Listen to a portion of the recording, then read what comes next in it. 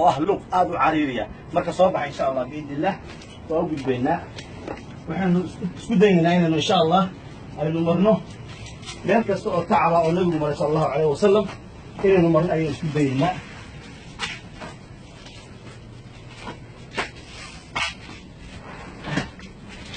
طبعا ولي واسيس عنا ولي ماشي القرآن في كسر دقي ولي ما إننا جاري صوصع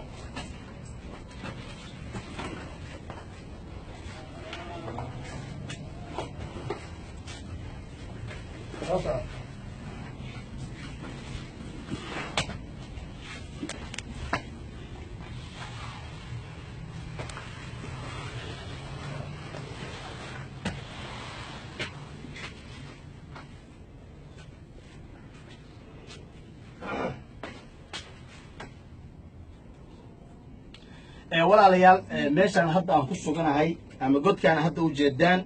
waa god waxa weeye magaciisa la yiraahdo qaarul xir ayaa la yiraahdaa rasuulku sallallahu alayhi wa sallam intuusan nabi noqon ka hor ayuu meesha tan iska imaan jiray isaga oo ka fakaraya ilaahay samadan iyo dhulkan khalqay iyo ilaahay subxaanahu wa ta'ala sida uu koonkan u khalqay isaga oo ka fakarsan habeenada kamid ah oo ay tahay bil ramadaan ayaa waxa uu yimi halakan isagoo jooga طبعا nabigu markuu halkan imaan jiray muddo ayuu iskaga dhixi jiray dhowr maalmood ayuu iska joogi jiray raashinkiisa iyo sharaabkiisana hore ay u soo qaadan jiray rasuulku sallallahu alayhi wasallam isagoo halkan iska joogo oo iska cibaadeysanaya ayaa waxa uu yimi malaku jibriil ayaa ilaahay subxaanahu wa ta'ala oo nabiga sallallahu alayhi wasallam oo u soo diray markaas jibriil waxa uu ku yiri nabiga sallallahu wa sallam alayhi markuu u yimi ayuu wuxuu jibriil nabiga ku yiri iqra ayuu ku yiri markaas ayuu rasuulku sallallahu alayhi wasallam waxa uu yiri أخي بكير ولا كيو ما أنا بقارئ يا أخي بكير وحنا ما أخري وحنا ما قرأ مركز كير مرلبان أيوه كير اقرأ وآخرنا ساي أخري أيوه كير مركز كير ما أنا بقارئ يا أخي مركز كير هذا اقرأ وآخرنا ساي أخري مركز أيوه وحوي وآخري جبريل وهو كير وحتى هذا اقرأ باسم ربك الذي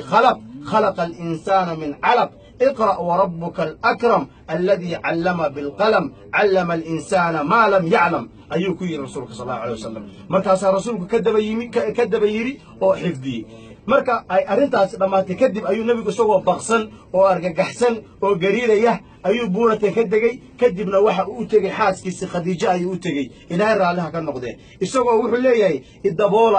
idaboola isagoo leh oo baqsan ayuu gurigiisa tagay markaasay khadiija ilaahay raaliha ka noqday nabiga ay dajisay oo tartiib ula hadashay oo waxa weeye markii ay baqdintu ka baaday kadib xoogaa degayna waxa ay ku tiri ii waran maxaad soo aragtay rasuulku sallallahu alayhi wasallam waxa uu sheegay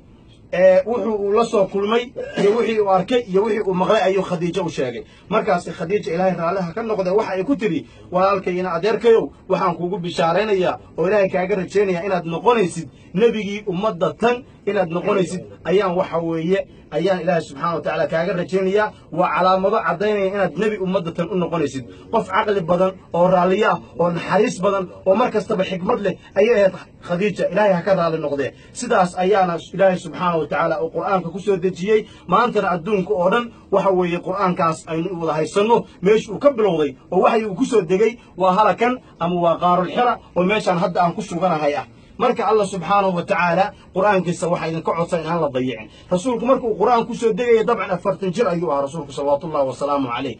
إن شاء الله بإذن الله تعالى إلهي وحن قبرينا قف كست أو مسلنا أو كتابك إلهي حفظية أو قرآنك إلهي حفظية إنه إلهي وقدق قرآنك كي يشفع قادلها إنه إلهي سبحانه وتعالى وقدق لها قرآنك كي وحوي جنة وقد بلها والدرجة وقصرية وكفول لها أيان الله وقرجينها سبحانه وتعالى قف كست أو فيديو كان ولا ليس كلا أسي شرقرية أو مسلمين تجارسية أو تصل يشي وحي وكسر دقينا إلهي وحن قبرينا سبحانه وتعالى إنه حافظ القرآن كدقه وإلهي أجري حسنات وكسيه خيرك iyo dacwada fidinteeda ayaan Allah subhanahu wa ta'ala uga rajeynaya dhamaantiina waxa idin ka codsanay inaad quraanka ilaahay dayicin oo quraanka ilaahay la akhriyo oo ma ilaahay keeno la isku dayo inaad xataa waxa way dhowr aayadood aad kalaamka ilaahay walaaya ka akhridaan ilaahay subhanahu wa ta'ala ajr iyo xasanad alla soo koobi karin haydan ka siiyo inta ay daawanayseen fiidiyogaana u sii shargar walaalaha kale muslimiinta ilaahayna inagii kulligeenba hayno ka dhigo sadaqa jaariya cid kasta oo qisadan waxyiga waxa weeye barnaamijkeena ka ku daawata